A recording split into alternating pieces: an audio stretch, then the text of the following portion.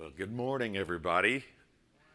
Sorry, I forgot my liquid refreshment here. If you are watching online, we're glad that you're here. I'm Pastor Chris Cooper, the campus pastor for South Hills, Virginia.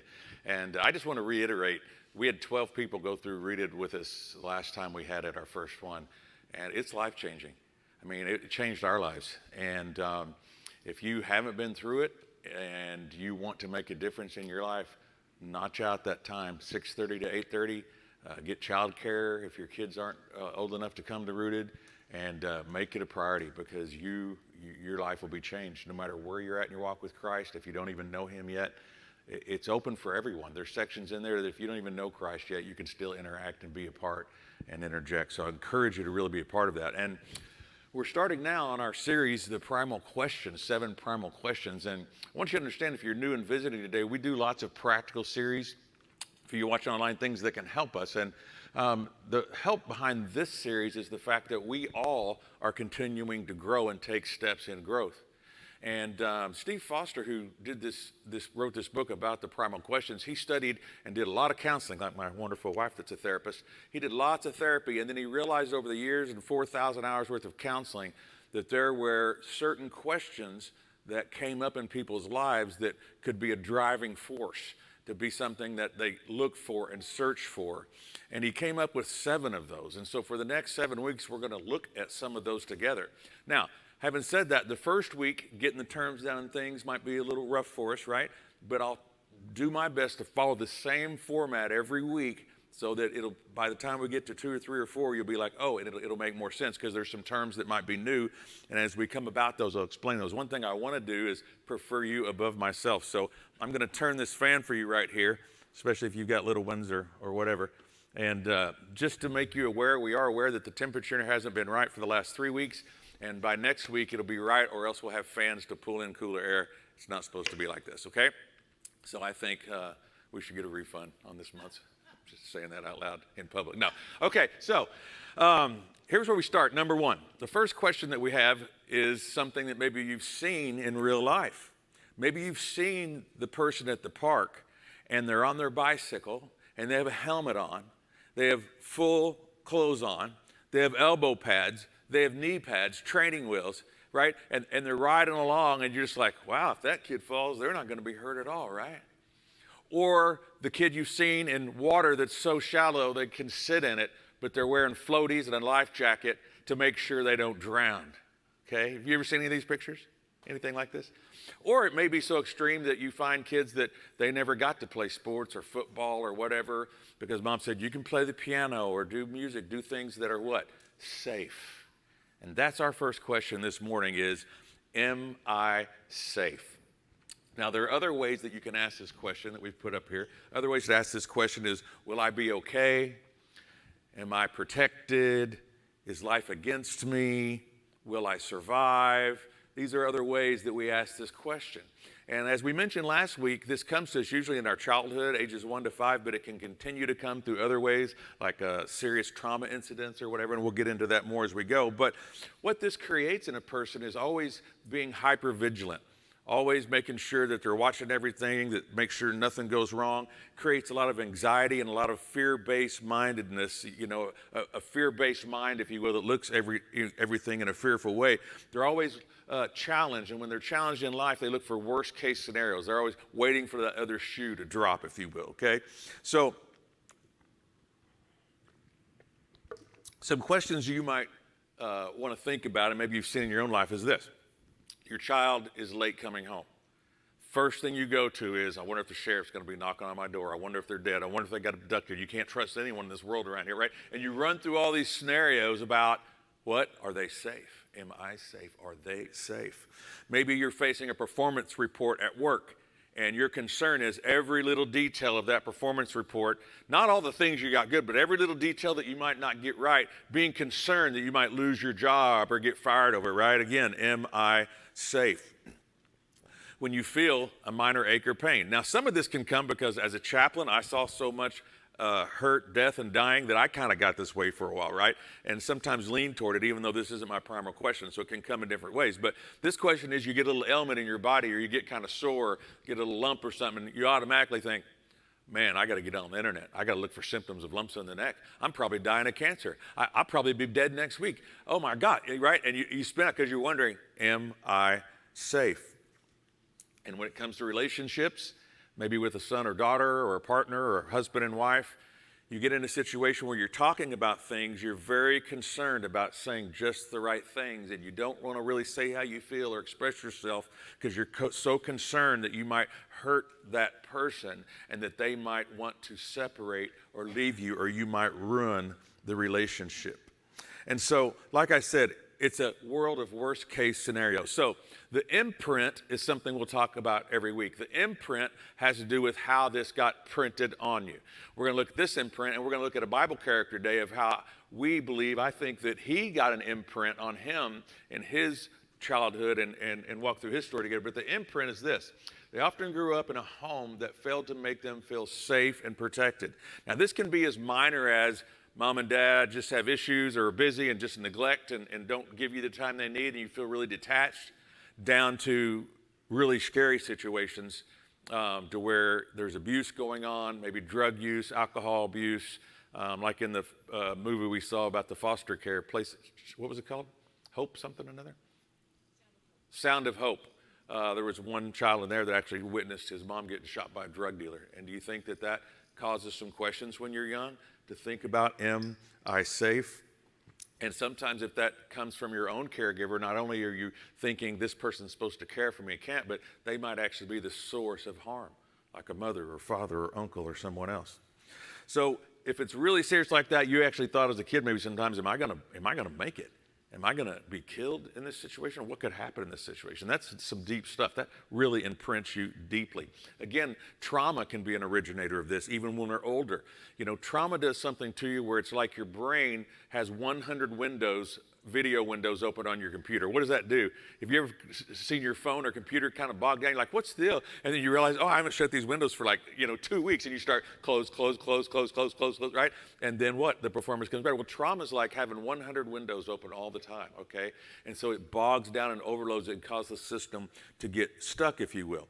And so even though you may be safe now, it's hard to embrace that. And why is that? It's because in your brain, the right side of your brain, the eternal now side, if you will, the eternal now side of your brain is having you think and feel like this is happening right now. This is always going to happen. I've got to watch for this all the time and how this might happen again. So you go through life with avoiding risk, avoiding people that might hurt you, avoiding situations that might hurt you, and it's a downward spiral. Now, we're going to talk about this more today, so don't despair right now if you're, am I safe? Okay, there's a good side of this. So the highest emotional need for this question is safety, of course, physically and emotionally. So it's not just doing everything you can to be safe physically, but even emotionally, you might keep people at a distance and not trust them as much because you want to stay safe. So the core fear of this primal question one, am I safe, is harm, right? Harm. Fear of experiencing pain, not being able to survive or figure it out. And so each week we'll also look at kryptonite. The kryptonite to this person is negative surprises. So any kind of negative surprise can really put them on flight, fight, avoid, scramble, right? So now here's some good news. Once you learn how to walk in this and walk in step with the Spirit in your primal question, then it can become a primal gift. And that's when it can actually be a positive thing, okay? It can open doors for you. People experience question one, am I safe? And am I emotionally safe? Which we have that, I think, on the slide. They're emotionally connected and sensitive. These are some of the good things, right? Many times they'll excel at tuning into the emotional states of others. They'll be seen as an empath or someone that's very caring, someone that will really connect with people and make them feel safe connections because of their hyper-consciousness, and they're able to look at things and predict things and really be detail-oriented because if they can control more things, they can be safe. It causes them to be dedicated to creating safety for others. So it can actually turn for good. And I want to pause here for just a second and say that the world's guardians can be a person that their primal question is safe. And so what I want to say before I move on is this. This is something you walk through your entire life. If you're thinking you're going to come here this series, hear your question, turn it to truth, and bingo, you're good to go. It doesn't work that way. It's just like keeping in step with the Holy Spirit. We keep in step with him, but sometimes we stumble and fall. But we get back up and we keep keeping in step with him and keep cultivating the fruit of the Spirit in our life. The same way, there are going to be times in life where your primal question could resurface because of the situation or circumstances you're in. But if you're aware of it, you can take the right steps to cause it to turn and be a positive thing. They're the world's guardians. They protectors, the watchdogs of the world, working diligently to bring help and healing to hurting, frightened people. And so this morning, we're going to look at a character in the Bible who was named Joseph. If you don't know the story of Joseph, Joseph grew up with a lot of brothers, and his dad favored Joseph. He was his favorite. And he made him a cool coat that was all different colors, right? And just showed the favoritism. Well, the other brothers were kind of like, hey, some families say you shouldn't have a favorite. It's crystal clear who the favorite here is. It's Joseph, right? And so they got kind of upset with that. And then Joseph started having some dreams and saying, oh, yeah, I had this dream that I was like this main star, and all you bowed down to me, all the other stars. And so then the brothers were like, really? Okay. Now we hate you even more, basically. And so it's kind of refreshing and encouraging that this is in the Bible for us, right? To realize people that made it into the Bible were just as screwed up as we were. I mean, I don't know about you, but that gives me kind of some hope. It kind of normalizes my chaos in my own life sometimes. So he has this whole thing come up, and we're going to walk through the story together. So basically, Joseph goes out to check on his brothers, and he rats on them about something. And then his dad later says, go check on your brothers. They're out with the sheep. Of course, Joseph was always home, and he's sending him out to check on his brothers because dad didn't allow him to be with them for long term, right? So he goes out to check on them. In Genesis 37, we pick up the story. So Joseph followed his brothers to Dothan and found them there. When Joseph's brothers saw him coming, they recognized him in the distance as he was approaching. Must have been a long desert type, right? And they made plans to kill him. Like, here comes the dreamer, right? And they're making plans to kill him. Now, do you think that's a very safe environment? Rewind a minute. This didn't just start right here. It started as he was the favorite as the baby.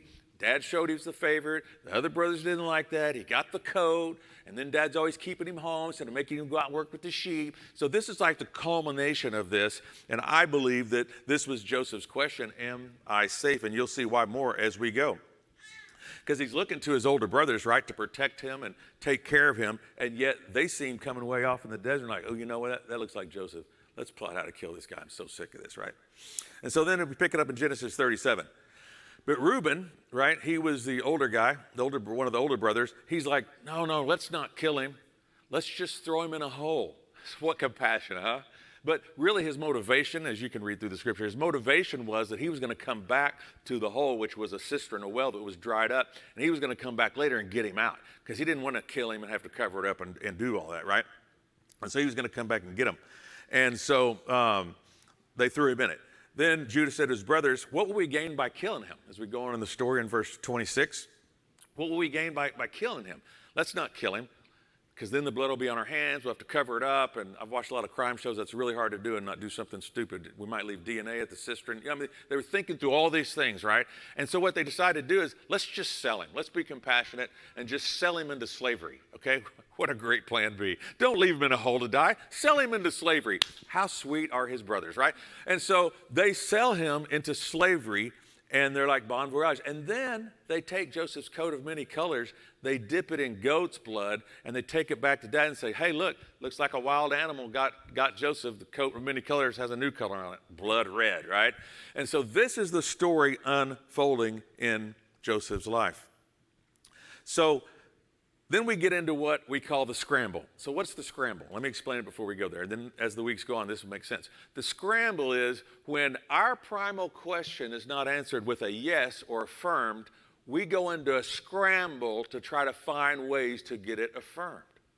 So I don't want to get into other questions right now, but am I safe? You don't feel safe. You start scrambling. What can I control? What can I clean up? What can I do to get things in order so I will be safe?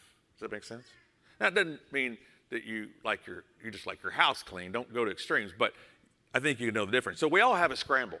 The scramble for this is the hypervigilance, the making sure I have all my ducks in a row, make sure everything's in the drawer or put away like it's supposed to be, right? And so then we go on in verse 2 of chapter 39. The Lord was with Joseph, succeeded in everything he did. He served in some of the Egyptian masters. And so let me just catch up real quick because it's not here. It's a big story. That he comes and he goes from the slave's house and being a slave, he gets sold and he becomes Potiphar's helper in Egypt. Okay, so let me catch up with that if you don't know the story. So Potiphar noticed and realized that the Lord had blessed Joseph, giving him success in everything that he did. This pleased Potiphar, so he put him in charge of the entire household.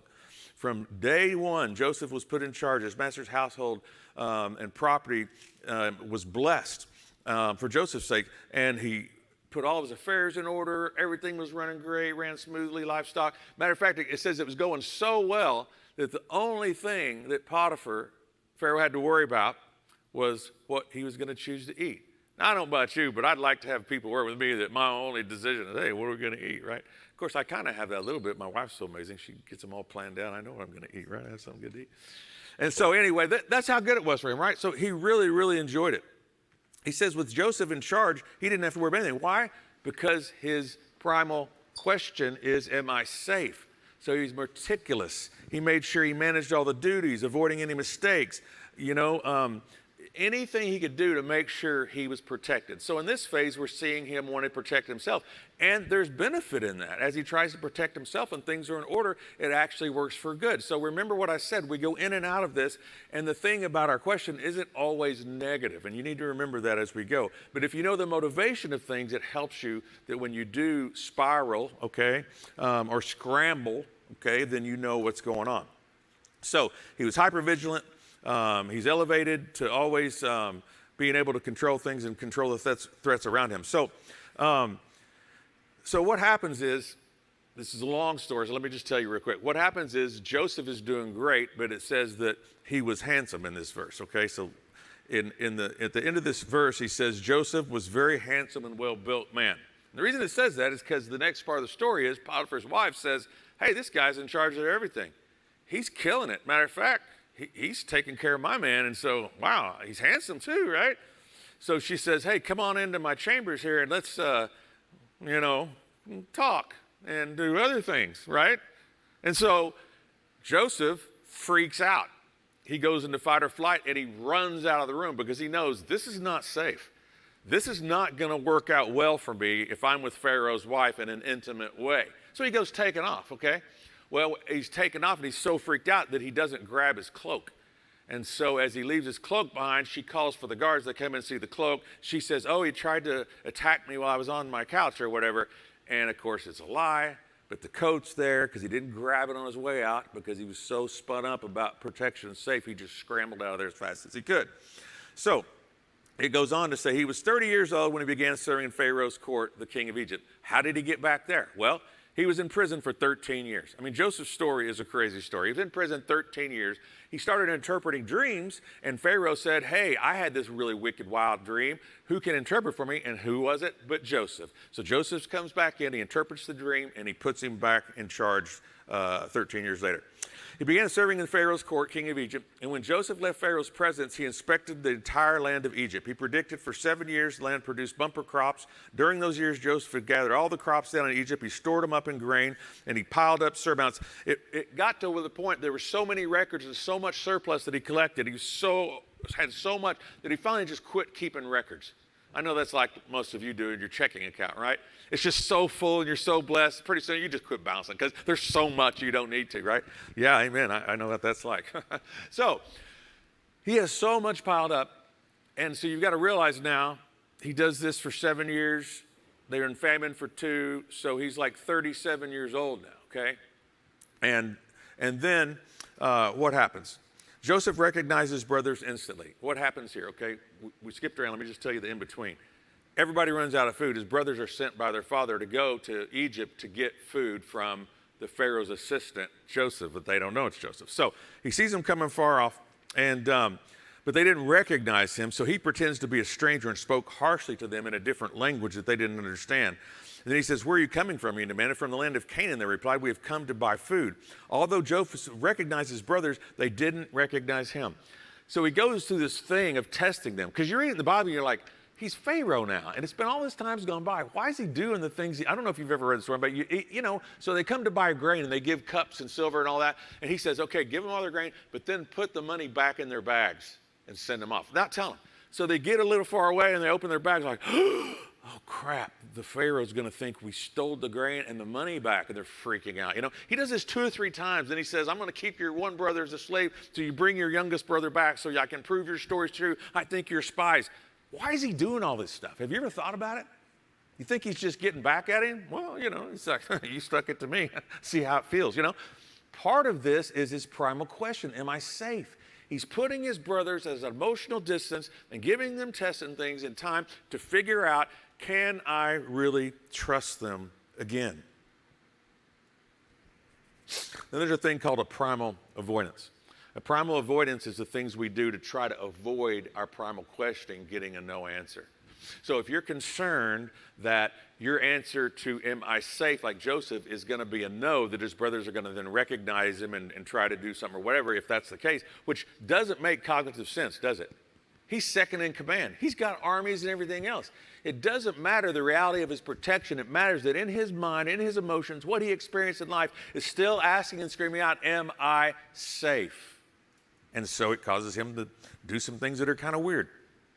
For Joseph's primal avoidance, it was to avoid vulnerability and to let his brothers back in immediately, okay? Now, what happens with Joseph is while he's working through his primal question, he's also walking with God. And he's learning to trust God through this process. And this happens a lot later in life as you've been through some things in life. So those that are younger, listen to those of us that are a little bit older when we tell you you're going to go through crap. And as you go through it, you learn that, hey, God was with me in that. It didn't work out how I thought, and I wish this person hadn't done this, but they have a free will. They can sin. They can do whatever. But on God's end, he's like, I'm with you, and I'm here to keep you safe. Now, if you go to China and get killed for delivering Bibles to people that are in communist countries and the government catches you and kills you, you think, well, that's not, no, it's very safe because you were out doing the will of God. And you're going to go and be in glory. So that's still safety in a different way, right? So Joseph is learning to trust God through this process. He's starting to learn, wow, yeah, I was in prison, but then God brought me out. I was in a well, but he brought me out. And he starts to see, wait a minute, God really has always taken care of me. Even though in this sinful world, it's not the path I wish it would have went on, God is still taking care of me. So then he starts to learn, I do need to trust God. I can trust God, and I can also trust others. And so when you're tempted to be overly cautious like Joseph was being, remind yourself that leveraging community to move out of your comfort zone is how you grow. Joseph does this in verse 5 through 8 and 45. He says, but don't be upset and don't be angry with yourselves for selling me to this place. He finally reveals himself to his brothers. He cries. They have a big party and all this stuff. It was God who sent me here ahead of you to preserve your lives. This famine that was ravaged the land for 2 years will last 5 more, and there will be neither plowing or harvest. God sent me ahead of you to keep you and your families alive and to preserve many survivors. So it was God who sent me here, not you. And he is the one who made me advisor to Pharaoh, the manager of his entire palace, and the governor of all Egypt. So this is a point where Joseph realizes that God has always had a plan through it all, right? And he's able to take a step back and see this in a different way, which we all can do. Take a step back, see in a different way, that all these things, each step of the way, God was with him. And then he goes on in Genesis 50. He says, you intended to harm me, but God intended it all for good. He brought me out of this position, brought me to this position so I could save the lives of many people. For what you meant for evil, God meant for good. I think we were in Genesis 50, not Timothy. Yeah, there we go. God meant for good. And so again, you've got to understand, so did God do this to him? No. But God's created an environment where sinful, fallen people can make choices. So though God would like for him just to grow up and his brothers believe the dream, and one day they go to Pharaoh's Egypt to celebrate and buy some new clothes, and the Pharaoh's like, hey, Joseph, you're a really handsome young man. Why don't you come where we can get a job? And he's, yeah, okay. He avoids the prison. Potiphar's wife never attacks him. He comes and uses his wisdom. Yeah, that's the path that would have been nice, right? But because we live in a sinful, fallen world, it's not that straight path. And you've got to learn to accept and understand that. But through it all, God is still good, and God will still be with you. What you meant for evil, God meant for good. This shows Joseph's recognition and acknowledgement of God's overarching protection, right? And so he learns that he didn't create us to live from a place of fear. And 1 Timothy, which we saw for a second, we'll look at now, 1 Timothy, it tells us something else in the New Testament. It brings us to the point, it says, God has not given us a spirit of fear and timidity, but of power, love, and a lot of discipline. A lot of versions say sound mind, right? Okay. A sound mind, it can be interpreted in the Greek self-discipline, or it can be interpreted also as self-discipline or self-control, okay? So what does this mean exactly? It means God has not given us a spirit of fear and timidity, but of power and love, which when we know he's all powerful and gives us safety and love, which we'll look at that primal question another time, then we have the self-discipline or self-control to trust him even when things are coming against us and it doesn't look like we're safe. We can say, this may look this way, this may feel this way, this person may even be actively trying to hurt me or harm me, but God is with me. And if God is with me, I can choose to focus on my relationship with him and the truth of what he has for me in Christ and still be safe to know that he's never left us or forsaken us, right? So then in Genesis 50, Dad dies. And this just shows how the brothers are like, oh my gosh, now what's going to happen? You know, Joseph probably did this just because he loves his dad that he loves so much, but what's going to happen now? So Joseph's brothers became fearful. Now Joseph will really show us his anger after what he did with the bags and all that. I mean, think about this. He'd acted out before. How would they really know for sure? Joseph's going to say, all right, Dad's dead. Now so are you. Step on up. We're going to do just like Pharaoh did to the baker, chop your head off, right? Or no, it was the cupbearer or the baker. Which one got their head chopped off? Anyway, sorry, I digress. Okay, so they sent message to Joseph, before your father died, he instructed us. I don't know if this is true or not. I mean, we've seen people lie in the Bible before, but this is what it says, whether they said this happened or not. But he said to say to you, please forgive your brothers for the great wrong they did to you. I mean, like, wouldn't Dad, if he really told him that, told him to go ahead and do it already? I mean, I don't know for sure, but I don't know. This seems a little fishy. For the sin of treating you so cruelly. So we, the servants of God, your father, beg you to forgive our sin. When Joseph received the message, he broke down and wept. Now look at that. It used to be he was always afraid and watching out for everything. But once you've gone through some things and you realize you're really safe, there becomes a compassion in your life, a real compassion and gentleness. And when Joseph hears all that, he thinks, oh man, they just don't get it, and actually causes him to weep. Then his brothers came and threw themselves down before Joseph. Look, we are your slaves, they said. So Joseph goes on in verse 19, you notice he says, do not be afraid of me. And then down in verse 20, he talks again about how God had brought him to this position. And then he tells them again, no, don't be afraid. I'll continue to take care of you and your children. So we see Joseph come full circle, and now he's not just practicing and answering the question, am I safe? But now it's actually become an actual truth for him. And as it becomes a truth, he uses that gift to protect and make others feel safe. Joseph is a great example of the primal question, am I safe? People with the primal question, am I safe, give to others, right? The gift of safety. The protectors of the world. That's what Joseph became. Bring help and healing to hurt and frightened people. King David got this. How's the way that we turn our primal question into our primal truth? A big way comes through the scripture and rewiring our brain and heart along with the scripture. That's why David celebrated so much in Psalm 18.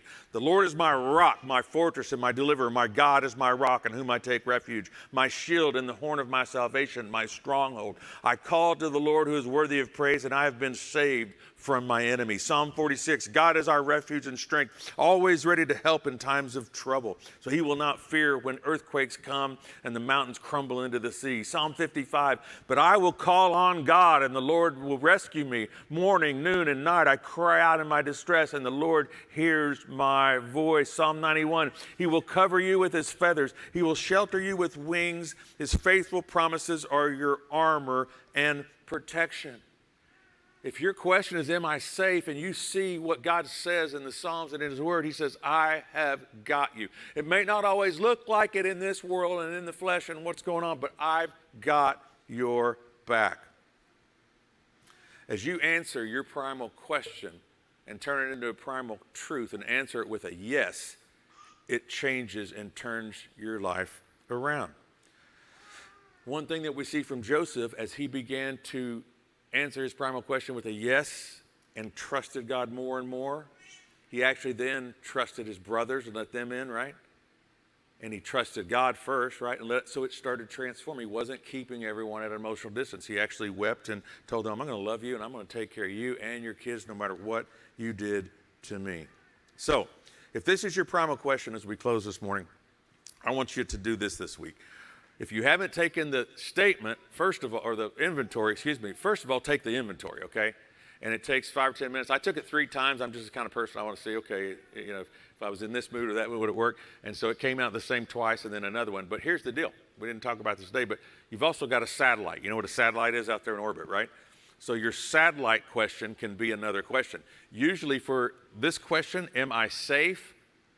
The next satellite question that orbits around with you is next week's, am I secure?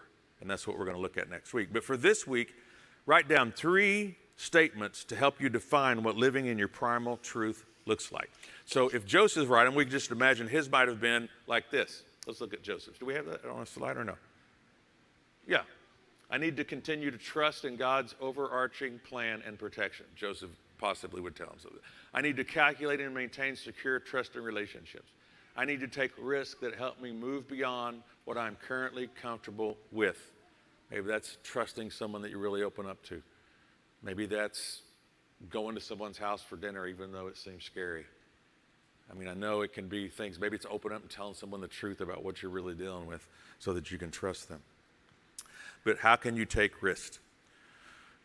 What people in your life right now need you to step into your primal truth?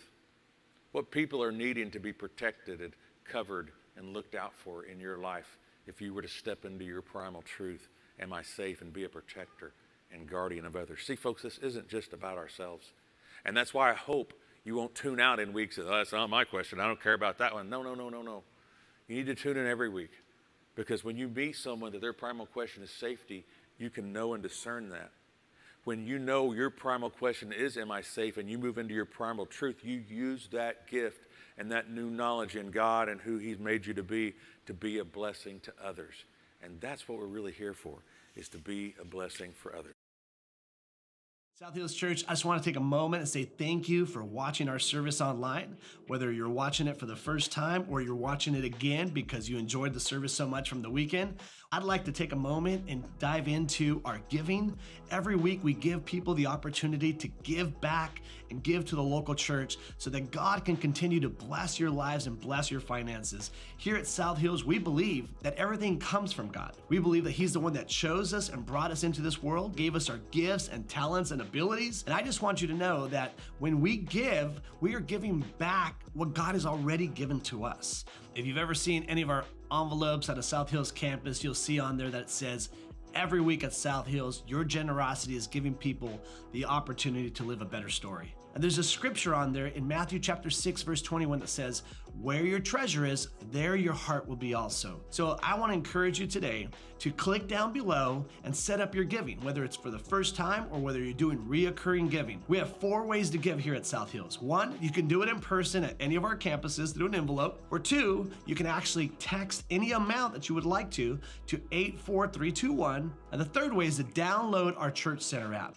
I encourage you to do this one because the Church Center app gives you opportunity to stay connected with our church and your campuses. It's a great tool and resource for you to know what's going on. And the 4th way to give is to give online. You can go to southhills.org/give and you can set up your giving there. Whether you're a guest of our church or whether you are a member of our church, or whether you simply just like to watch our services, I encourage you to trust God with your finances so that He can bless and anoint your finances, and you can be trusting God in this journey of living life to the fullest. I love you, and thank you for watching our online service today.